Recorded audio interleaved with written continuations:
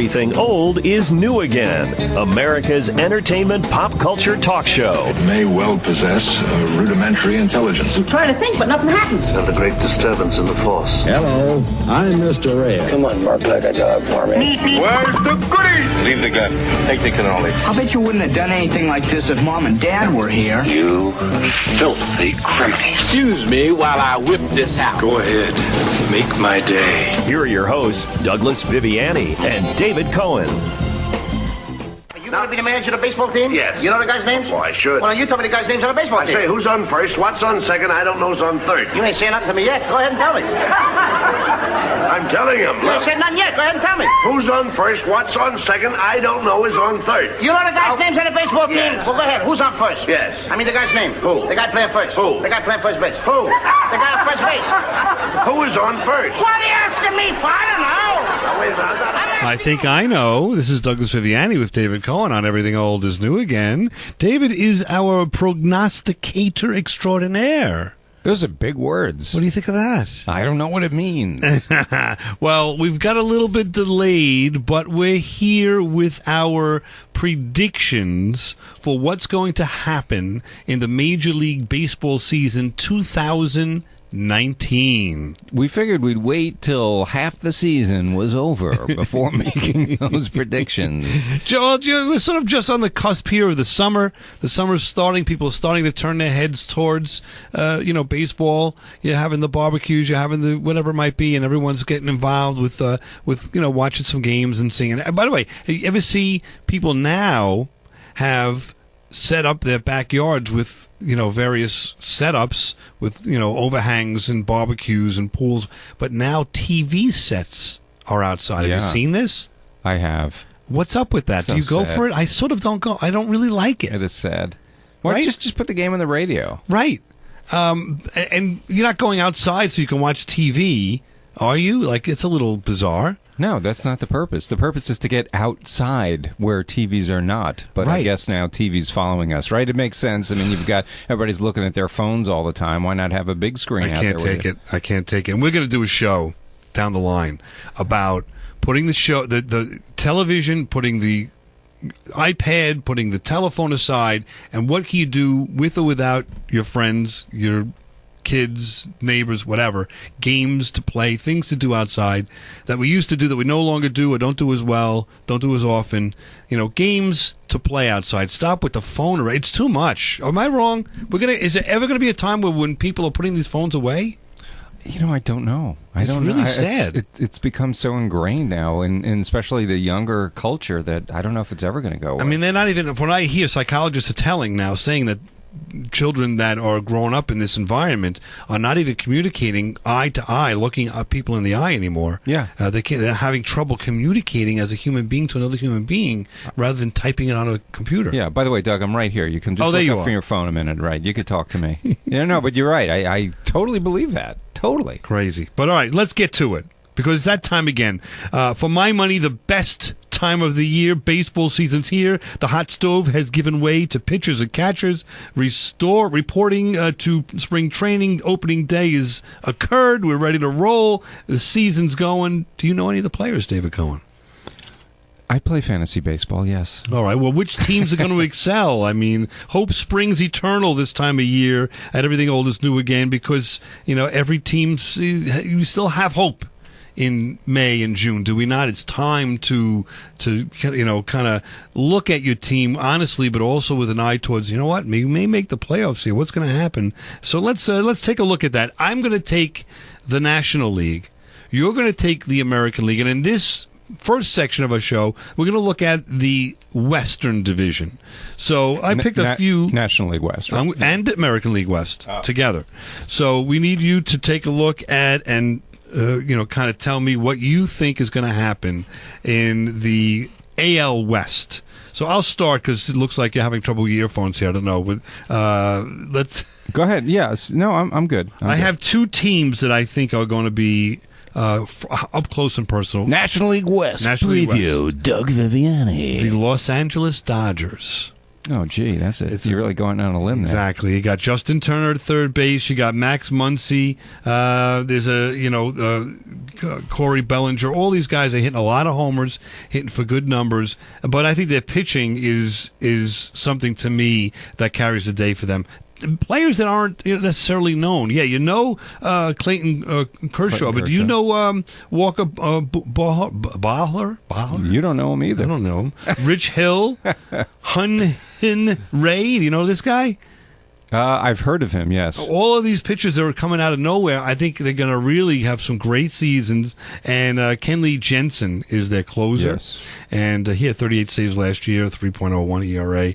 That's a combination between all the bats that they have. A lot of home runs here. You got Jock Penderson as well in left field. So to me, the Dodgers lineup looks real strong, real good. I think that I don't know. It's something to me that means nothing unless you've got the rotation.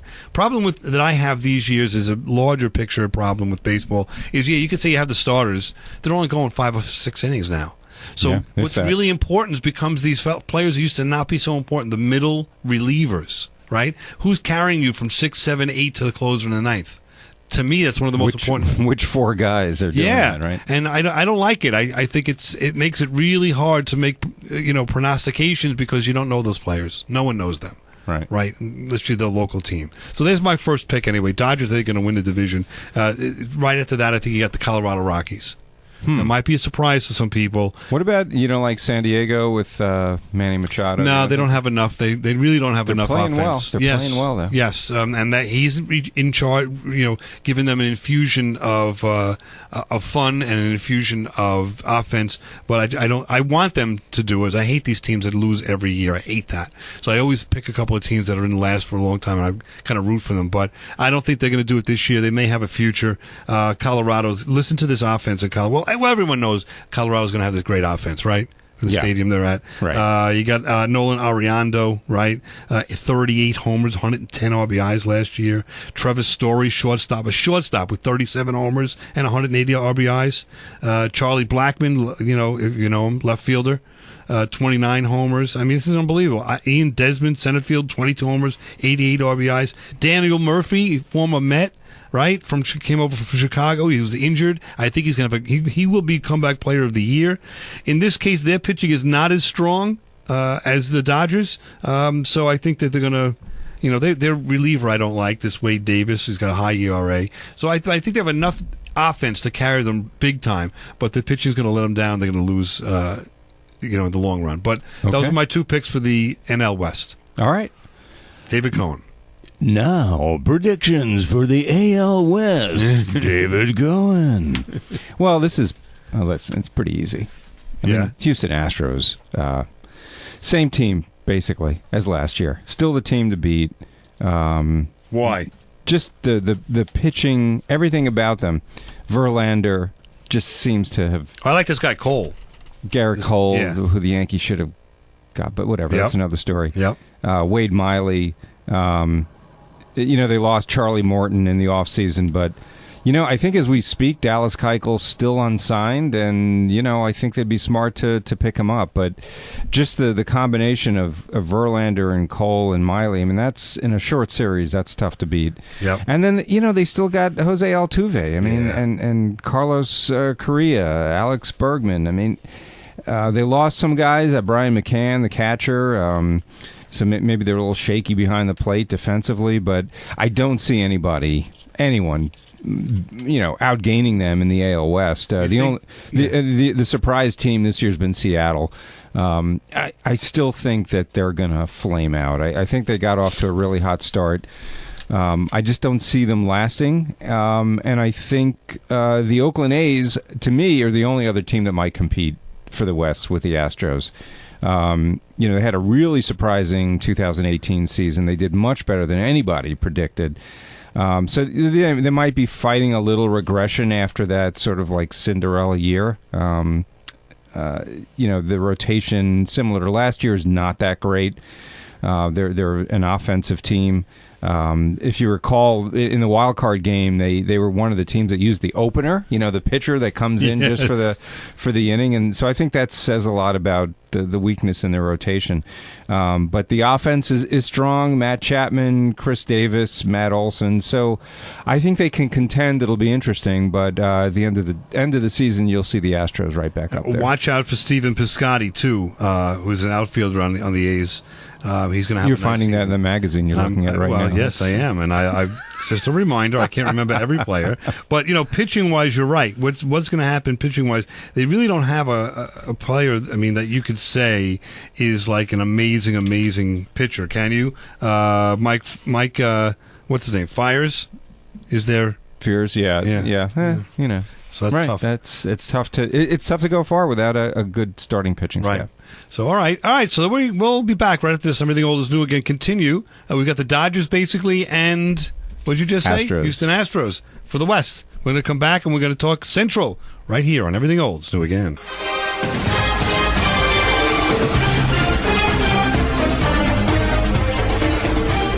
America's entertainment pop culture talk show with Douglas Viviani and David Cohen. On the corner, the national pastime went on trial. We're talking baseball. Klazuski, Campanella, talking baseball. The man and Bobby Fella, the Scooter, the Barber, and the Nuke. They knew them all from Boston to Dubuque, especially Willie, Mickey, and the Duke.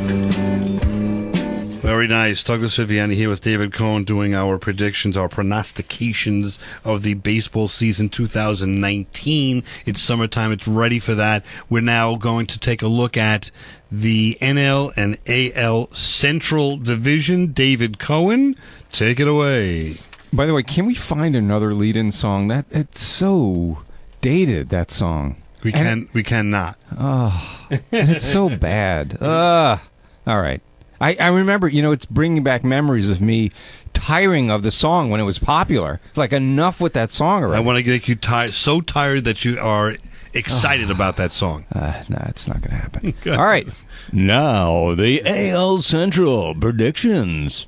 Okay, so you gave me probably the worst division in baseball. Last year, if you recall, Cleveland was the only team to finish above 500. Correct. And just barely, I think. And I don't think this year is going to be any different, sadly.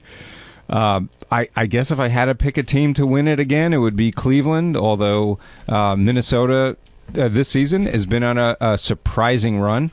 They've been playing really well. They got a lot of young players. You don't even know who they are, so that's what's interesting about it. Right, and it's a relatively small market, so it's good to see. Yes, between them and Tampa doing well, but I mean, C.J. Cron is their third hitter. Do you know who that is? You know what I mean? Like, I think he plays for Minnesota. Yeah, I mean, like, so that's what's exciting about it, Minnesota. But I interrupt. Go ahead. Yeah, but I think at the end of the season, you'll see Cleveland back up there. Francisco Lindor at shortstop, Jose Ramirez third base. He finished third in MVP voting last year. Again, they have a good rotation, although they did lose, sadly. I think it was Corey Kluber, right, with the broken arm on that comeback pitch. That's going to hurt them, and hopefully I don't know if he's out for the season, but it didn't look good. But with that, they still have Trevor Bauer, Mike Clevenger. These guys in a short series, they're tough to beat. They're really tough to beat. I don't think their outfield is that strong, but again, they're playing in a division that's not that good. So the Twins are on a pretty good run, and I would say that if anyone's going to challenge them, it's the Twins. Because if you look at the rest of the Central, you can easily add the name hapless after any of the remaining. The hapless Detroit Tigers, the hapless Kansas City Royals, the hapless Chicago White Sox. It's the best way to describe them. Hapless is true. So the Twins in the offseason added some power to the lineup, and I think that's been coming to fruition for them. Marwin Gonzalez and Nelson Cruz. Nelson Cruz still going strong. The guy's been I remember him as a kid, I think. I don't know. But he's still in there. And then they've got this kid, number one prospect in all of the world, I think, Byron Buxton. and could have a breakout year that could make the difference for Minnesota. But still, I think in the end, I'd put my money on the Cleveland Indians to win the division. Okay, Buxton played with them last year for like 28 games, but didn't do much. But this year, this is supposed to be his breakout. Could be Rookie of the Year. It's possible, and that really makes a big difference. It energizes the whole team, Absolutely. Right? And the whole city, the fan base gets up for it. No doubt. Okay, I'm going to take a look at the Central, and I've got two National teams, League Central, and I don't know if it's a surprise or not, but Paul Goldschmidt adds a huge element to the St. Louis Cardinals that they haven't had since Pujols, which is the first baseman they get hit like crazy. Right. And this guy's been so underrated. And I only say that because we're in the East Coast and we don't hear so much about him. Look at his numbers from Arizona. I'm sure all of our listeners in California, Texas, and Iowa, I'm sure, West Coast, Seattle, I'm sure these people are saying, what are you talking about? We know about this guy forever. Right. And but he's going to be a real big force. Molina behind the plate still going to have, he's getting older, but he's going to hit you 20 and hit maybe 75 RBIs. Not bad from a catcher. I think their MVP is somebody that maybe I'm going on a limb here, maybe not. Matt Carpenter, I think is going to have a breakout season if he hadn't already with 36 homers last year. But I think he's going to do really, really well. Jose Martinez, another one, and Marcell Ozuna. So even that's with 23 homers, and a lot of them don't have a lot of RBIs. St. Louis needs someone at the top of the lineup and at the bottom, but at the top of the lineup to knock in. There's a lot of homers, but they're not scoring a lot of runs. But it sort of doesn't matter because their pitching is real good. Miles Michaelis, you're familiar with him? Sure, yeah. And Carlos Martinez is someone I think you're going to see do well. He had 2.11 ERA last year, but the key is 117 strikeouts in 118 innings. So that tells me he's got a nice future out of him. That's almost one strikeout an inning, exactly. if my math holds up there. Get you out of a lot of problems. Jack Flaherty, if you're familiar with him. And the problem with the Cardinals, though, is they don't have a closer. The closer is really a mystery. So in this day and age, that could be their Achilles heel. And right on their heels, so to speak, is going to be the Milwaukee Brewers, I think. Really? Yeah. I think they're real good offensively. Ryan Braun is a question mark to me because there's always been this age and the steroids and whatever. But I think Braun, if he goes well, so do the Brewers. As well as, of course, Lorenzo Cain and Yelich, which is in the NL MVP. This guy, he's like a little kid that you pick last on the team, a little skinny little guy. And he hit 326, 34 homers. 36 homers, 110 RBIs, 22 stolen bases. This guy's amazing. Am I wrong? Is that an underrated player? Yeah, I think he's very underrated. And how could he be underrated if he's an MVP? But I don't know. That's the problem with baseball. They're not promoting so much these guys. Right. That guy should be on the television all over the place. They're not promoting anyone. Right. There's no, like in the NBA, you can name 5 top players easily off the top of your head, even if you're not a fan. Right? You've heard of the Greek Freak. Right, you've heard of of course. Now I can't think of any. But I'm saying there's LeBron, there's monikers, or there are players that even a non-casual fan or a casual fan would know. Nicknames, but that's not true in baseball, unfortunately. Yeah, I mean, why wouldn't you play this guy up? I don't get it. They got Travis Shaw, 32 homers, another one. Aguilar at first base, 35 homers, 108 RBIs. Their offense is amazing. Problem is the pitching. You're not going to find a real starting pitching prospect in that lineup. 3.6 ERAs, 3.9 ERAs. It's also could be similar to the American League Central. A lot of hapless teams, I think, in that division. Yeah, maybe. So their pitching's really the problem with Milwaukee. They have a great closer in Jeffers, but I think if you watch this guy, he's not known yet, but their closer, Jeremy Jeffress, is going to be someone who's going to will be on the All-Star team this year. You watch. All right. I just don't think that they have enough pitching. So Central's weak all around, but I think St. Louis clearly is going to be the NL pick for that over the Cubs. Yeah, I don't think the Cubs have a strong enough outfield offensively, and the starting pitching is just not there. There's no real. Put it this way: the Chicago Cubs pitching is all 3, 4, and 5 starters. There's no 1 and 2 guys in that lineup. You know what I mean? There's no real guy that's going to stop that problem that they've if there's a losing streak. So and then what about we don't mention managers anymore. Isn't that interesting? We could, but we not too much. Managers used to make a much bigger difference. I just heard recently the Mets manager saying that he comes to the ballpark, and on his desk is the lineup. He's been told from up top who's playing that day. That's amazing. Yeah. I mean, if you're not even making up the lineup, what are you doing then? No, and if you manage from your gut, as they say, or based on a feel for the game, you're going to get fired because that's unless not the you're way right. to manage. But yeah, exactly. That's why Girardi's gone. I think you're not going to last. Like, you can look at the numbers all you like, but maybe there's a week when a guy's, hurting. Maybe there's a week that the general manager doesn't know that. Or maybe there's a week, a guy's, what, you're going to say something. Yeah. No. I was the thing that ticks me off about, well, maybe we're veering off from the subject, but just real quickly about baseball is that, and every fan can relate to this. You got a guy in the lineup who's hot, right? He's played 2 or 3 games in a row and he's on fire. Suddenly, he sits. He sits. Why? Well, it's not because he needs a rest necessarily, or that is part of the equation these days, but more likely it's because they looked at the numbers, and on this day with the wind blowing at this speed and the sun out and this pitcher and this other team, that it makes sense to bench him. Well, it drives you crazy. But what's the universe? In other words, how many at-bats are they basing that upon? And if you're going to then say, okay, after 100 at-bats, this is what's always going to happen with this guy, how is that guy ever going to break out? Because he's not going to get 101st at bat. He'll never. You're creating like this vicious cycle. He'll never be able to break out of it. And I'll tell you, if that was the case, I know we're going back, but we all know the story. Willie Mays was having a tough first, I think, 2 months of the season in his rookie year, and went to DeRocha, said, "Send me down. I'm not good enough." DeRocha said, "No, you're my center fielder. That's it. We're staying with you. That's it." There was none of this lefty, righty, all this stuff, and he broke out of it, learned how to play, and played for 28 seasons, one of the best players of all time. Yeah. You're not going to see that if a player is not given, and a manager is not given the latitude to give the player the ability to go against these statistics. And statistics are important, but there's too many statistics. The analytics are out of control, way out of control, and I agree. I'm just not a fan. But we still have to make these predictions.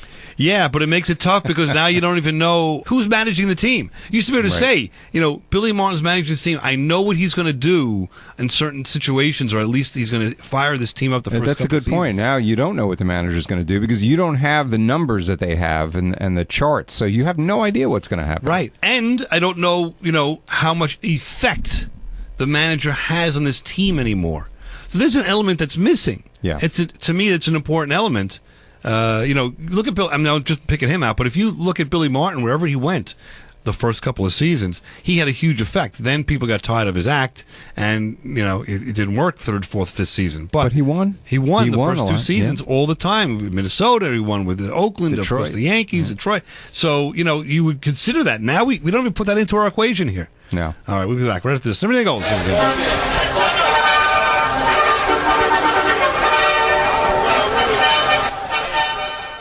This is Everything Old is New Again, America's entertainment pop culture talk show with Douglas Viviani and David Cohen. Suppose you walk into a baseball field.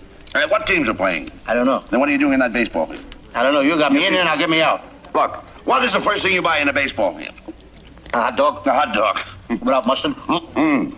Mustard goes with a hot dog. Not with mine. Mustard was made for the hot dog. Now, look, I don't like mustard. Mustard and the hot dog go together. Let them go together. I don't want to spoil any romance. Do you know they spend millions of dollars every year to put up factories just to manufacture mustard?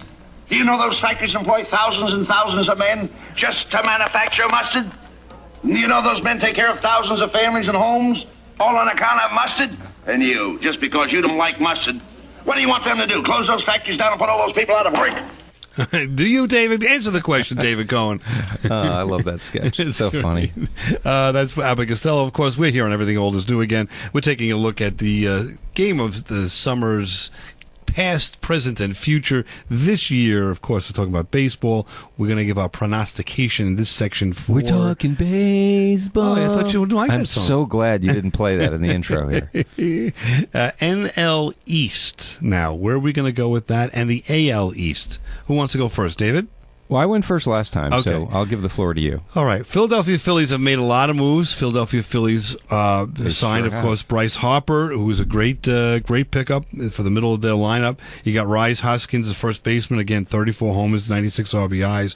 Juan Segura from St. Louis, from Seattle, and he's their shortstop with a 304 batting average, going to line the bases for Harper and Hoskins to knock in. I think that's going to be enough. I think that's a pretty good offense, but I think what makes, and I think people are overlooking this, makes their, what would you say, their season going to be successful is their pitching.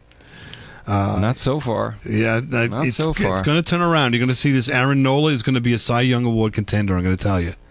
You watch. And Obadol Herrera, not a pitcher. Center fielder. But he might be called in to pitch. That's how poorly they're pitching. Nick Pivetta. You familiar with him? No. 188 strikeouts. He's got a high ERA, but he's going to do well for them. They do need a big year from their closer, and I can, this guy Dominguez. I can't pronounce his first name. Sir Anthony. Okay, Dominguez. He was their number 2 guy last year. He's taken over for for the season. I don't think that they're strong enough to win the World Series. I really don't. There's a lot of holes, but they've got enough in their lineup to push them to the top of what I think is a weak NL East. The second, really? Yeah, I think they're weak. We'll see, but we'll see how it turns out. But the Washington Nationals, I think they're stacked. I think they got this Yan Gomez, his catcher from Cleveland, is going to do very well for them. 26 homers last year. 26 doubles last year, 16 homers. It's not bad for a catcher. You got Trey Turner as a shortstop, 73 RBIs, 43 stolen bases. So the Washington Nationals are going to go to the stolen base a little bit, which I like. Anthony Rendon, have you heard and seen him play? Yes, third sure. baseman. Yeah. To me, I think this is one of the an MVP type of season he could have. This guy's going to have a breakout season. Juan Soto, I like also, who's their left fielder. So and then their pitching goes. I think without saying, Max Scherzer, Strasburg he's hurt again though, isn't he? Yeah. It's unbelievable.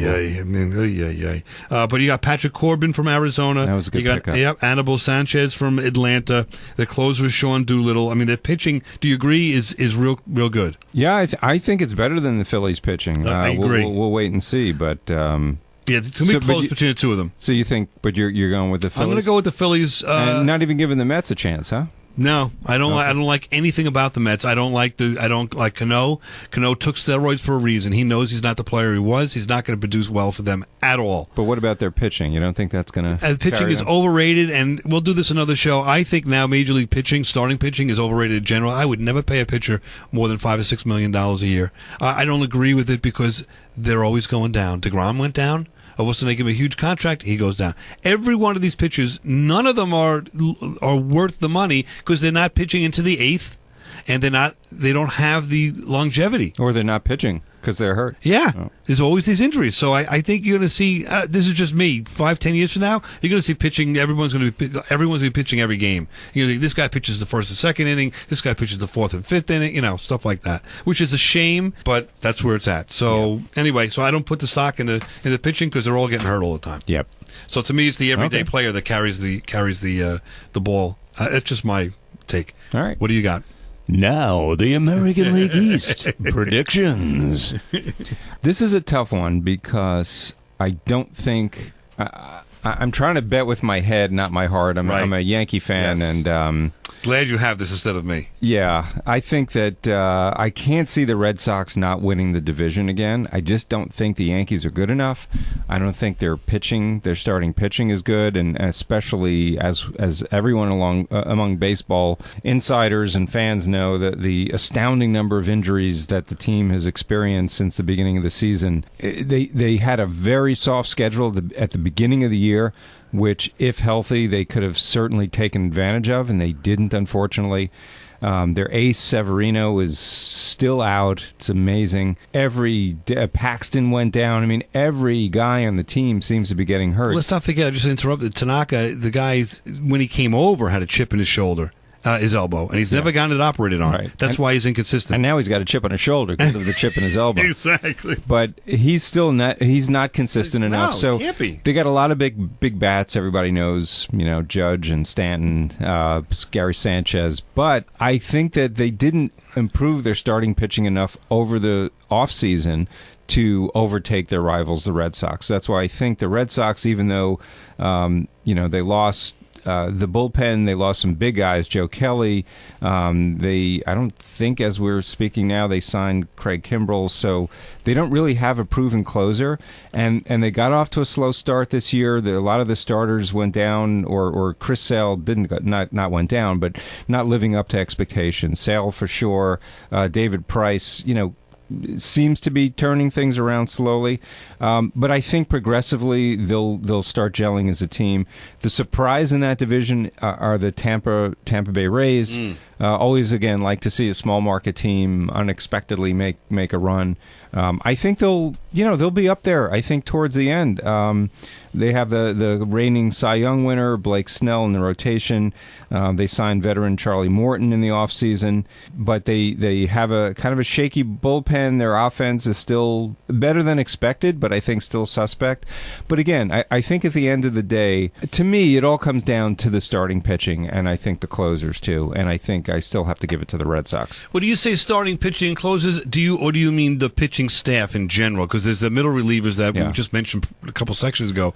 Just as important. I put more emphasis, I think, than you do on the starting pitching. I think when you get to the postseason in a short series, I still think you have a pitcher that even can go out there for 5 or 6 innings and dominate. Look, your bullpen can certainly blow it. I understand that, but that is a huge psychological advantage to get someone out there who is just really hard to beat. So. Okay, I only would agree with you if the pitcher's going to go 7, a minimum, as a starting pitcher. Then I would say, the starting pitcher is very important. But the problem I see is that these guys are going 5, and the guy that's in there for 6, 7, and 8, or the people that are in there, a couple more than one, are getting banged around a lot. These are the guys that are not making a lot of money, and they usually are the bottom of the barrel of the pitching staff. Well, here's the thing. It's like any kind of sports betting you do or game theory. If you're putting 4 relievers in every game, right? You're banking on that each of those 4 guys individually are going to have good games, right? What are the odds that every time you're out there, all 4 are going to pitch well? One of them's not, and that could mean the winning or losing the game. Especially if they're pitching 4 or 5 times a week, right? They're going to be tired. Yeah. So I think baseball's in for a rude awakening with respect to pitching. I think we'll see when we're old men, I think we'll see either the pendulum switch back, or we're going to see this individualized pitching with 9 guys pitch in a game. Yeah. And either way, we're going to be either going to be happy or sad. But I find it also difficult to follow teams when now I've got to memorize not just, the first 3 or 4 starters and a closer. Now I got to memorize 12 pitchers on this team to really know, how they're going to do. If that makes sense. Yeah, it does. So, I'm having trouble with that, but that's because I'm an old fart. The other thing is you mentioned already that you are involved with fantasy. Yes. Do you do the fantasy for a season long? They have enough fantasies by day, right? You could do a day fantasy. Yeah, you have to. I think that's how most of them operate. So you put your team out there every day. No, but you could do you could do a day fantasy and win it, and somebody at the end of the day. Oh yes, wins. yes, right. Some award. I don't do that. That's a lot of work. That's a crapshoot too. Yeah, but. Yeah. So who's your big player? Who's your number 1 selection before we go out on this? Well, I took Aaron Judge, and my team is hurting now because he obviously went there. I should have known better. Don't pick a Yankee because they always get hurt. Well, it's not. It's tough because you want to root for, and most about your hometown teams. One thing fantasy does, I notice, and this is true, is I also play fantasy football, probably more than baseball. But you end up rooting for the guys. Like, you're watching the game, but you're making sure that, like, your guy is doing well. You don't really care how the team is playing necessarily. Right. All right, we'll be back right at this and everything old is new again. All things baseball prognostication 2019. Meet the Mets. Meet the Mets. Step right up and greet the Mets. Bring your kiddies. This is Everything Old is New Again, America's entertainment pop culture talk show with Douglas Viviani and David Cohen. Well, that's baseball, and it's my game. You know, you take your worries to the park and you leave them there. You yell like crazy for your guys. Good for your lungs. Gives you a lift and nobody calls the cops. Pretty girls, lots of them. And a hot dog at the game beats roast beef at the Ritz. Now, why are they not playing that like every week on Game of the Week before the Game of the Week starts or promote it, whatever? Part of it's because it's sexist. Who knows Bogart anymore? Who knows what, exactly? Who knows what what did he say? Something at the Ritz? Nobody knows what that is. What's the Ritz? The Ritz is a big restaurant. No, you and I know that, but I'm saying, who's going to recognize that? Well, we're back here and everything old is new again, talking all things baseball prognostication 2019. Before we get to that, where is the celebrity? Almost like what's the guy from Saturday Night Live? Eddie Murphy? No, that one Chicago, guy, the Chicago, Bill Murray. Bill Murray. Where is? I'm gonna have to clip some of that. Anyway, where is Bill Murray or the celebrity of today promoting baseball? There's no one, man. None. The Yankees used to bring on Billy Crystal occasionally, but yes, no one knows who he is or cares, and that's it's only amazing. Again, there's no groundswell of support in almost anywhere for baseball. Why? Because they don't know how to market themselves. Yeah, and it's a mess. It's a mess. It really is. I don't know. My kids, 10 and 7. Have little to no interest in sports in general, but certainly in baseball as well. I'll turn it on and then, Leo, let's watch some. If you're gonna introduce your kids to a sport these days, baseball is not going to be the game that you're going to try to introduce them to, most likely, because I think inherently parents these days know that the kids are probably not going to be interested in it. It doesn't move fast enough. It's not part of the way life is lived by these kids these days. Yeah, so I don't think it's going to be their first choice, right? I don't think. No. See, I disagree only in that sports in general, I don't think, is the first choice. I don't think kids are going out on a Saturday on their own and playing baseball, basketball, lacrosse, soccer, whatever. Sports are, I'm sorry, to my view, in this generation, they're out. Sports are not important to kids. What's taking the place? The computer, theater, dance, hanging out with your buddies, these video games. And I'm not promoting this. I don't like this, but if it's not organized, the kid's not doing it. And when it is organized, if the kid doesn't like the team or the sport, halfway through, I want to quit. And again, I'm on the younger side. Hopefully it changes with my kids. But unless there's a groundswell of all their buddies wanting to do whatever, they're doing karate instead. They're doing cooking class. There's classes out. There's all kinds of stuff for kids to do. And it's sports are just, I don't understand it. I have a buddy of mine, there's kids that are very sports orientated and they're doing very well and they enjoyed it. And the girls even, in playing lacrosse and so forth. But I think, to me, and I've seen a lot, all of the friends that these kids have, sports are like back seat to a lot of things. Isn't that weird? Yeah. Maybe that's part of the problem also with, the health issues and stuff like that going on with kids. I don't know. They're not getting out and doing a lot of exercise. I'm surprised by that. I mean, I know kids are into other things these days, but I didn't know that sports was like so low on the totem pole of activities. No, it really is, unless they're really being pushed by the parents. Now again, we're talking about 10 years old and under, which is a different game. I'm hoping when they get to 12 plus that they start to become more aware and say, yeah, I want to do this. But why? So why is that important to you? I mean, because I want to be physical for physical activity. I want them to have some physical activity. Okay. I don't care what it is. I'm signing Leo up for the track. They have a track week. He's excited about it. First time he's ever thought about it. Maybe he'll get into. I don't care. I'm exposing him to all of it. Please, Leo, pick something you like and jump on board, and I'll support you. But as he's only 7, it's not fair. But it's nothing at this point. At 7 years old, I was playing baseball in the field. Boy, I was out there. Weren't you? Oh yeah. That was a different world. We didn't have cell phones. Exactly. We didn't have iPhones. That's what I'm saying. So all this is, kind of academic. It's sad in a way. Yeah. And the football is so popular because it's only 16 games a year to watch on TV. Let's be honest. You miss 2 or 3, so your kids are watching 13, 14 games. Big deal. It's easy to get into a sport that you're watching 13 times a year. Come on. Let's be honest. Right? You talk about 162 games a year. I used to watch 150 of them, by the way. as a kid. What about the other 12? Probably on the radio. That's a combination of all. Because they weren't all on TV, right? Exactly. I would not miss. I did a lot on the radio too, but all right, whatever. Whatever. Now we've eaten up all of our time here. Let's get to the playoffs and the World Series. Let's just recap. Playoff predictions. David Cohen has the American League East: Red Sox, Central, Cleveland Indians, West, Astros, and your wild card winner. You didn't tell us who he was going to be a wild card winner of the two. The Tampa Bay Rays. All right. Interesting. Yeah. Over the Yankees. Over the Yankees. All right. I've got National League now. East, I got the Philadelphia Phillies.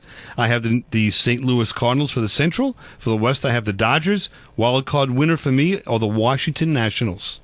So, now, the question is, take your American League. We don't really know because it depends on the records and so forth, but so out of the 4 teams that you have selected, which is the one that you're going to see going to the World Series? I'm thinking outside the box, as they say still, which is such a horrible cliche. Which is in the box now. Exactly, ironically. I'm picking Tampa, man. Tampa's coming out as the wild card winner out of the East. I think because I think they're representative of the way baseball is changing, using openers and all that other fancy statistical stuff. I think they're going to surprise people. I like their pitching staff. They're coming out of the American League. So you're saying, and I like that idea, you're saying pitching staff, which makes sense. You're taking the staff as a whole. Yeah. Now, I want to know who's their big player. Matt Duffy, who's their big guy that's going to carry them over the top, hitting-wise? Do you have any ideas? Hitting-wise? I mean, they don't have many guys that hit any home runs. I don't think they're a great hitting team. I don't think that's what's going to take them. But right. We're going to the World Series. It's the pitching that's going to carry them. I see. Wow. Defense. It's one of these like 1973 Mets teams where it's all pitching and you get two runs a game and you're going to win. That kind of thing. That is my prediction. All right. I'm looking at I'm looking at the St. Louis Cardinals up on top. All right, over the Dodgers, huh? Over the Dodgers, over the Washington Nationals, and I think the National League is stronger. Have a stronger number of teams, if that makes sense.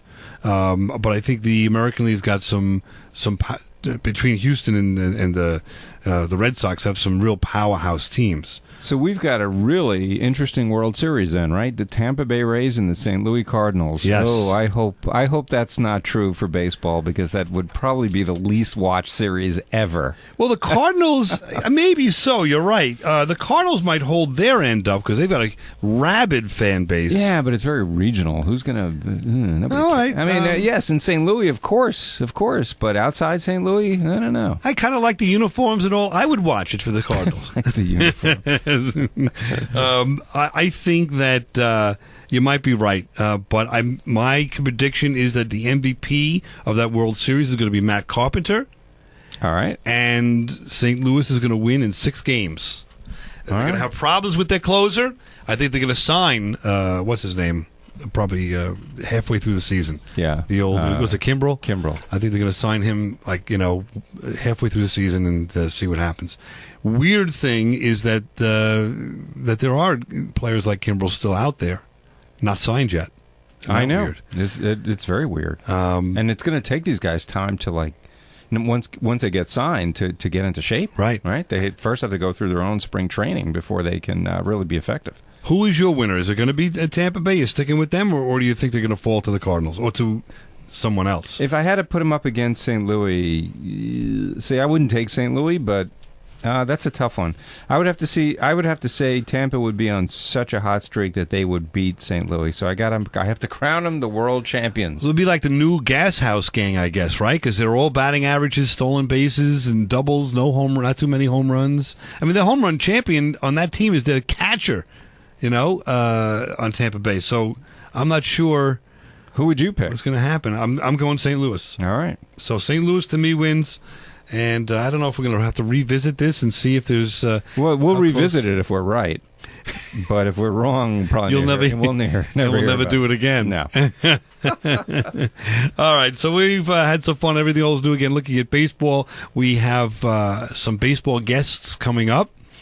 And I'm excited. We have Skip Lockwood. We have Art Shamsky. We have Ron Darling. We have, who am I missing? Ron Swoboda.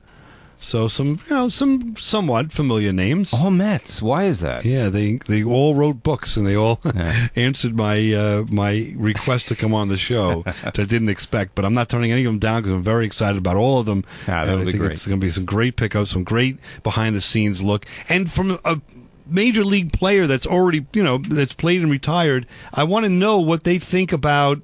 Baseball today and all these things we've been talking about, and what is their take on baseball as a whole? So we'll cover that as well. So enjoy the summer.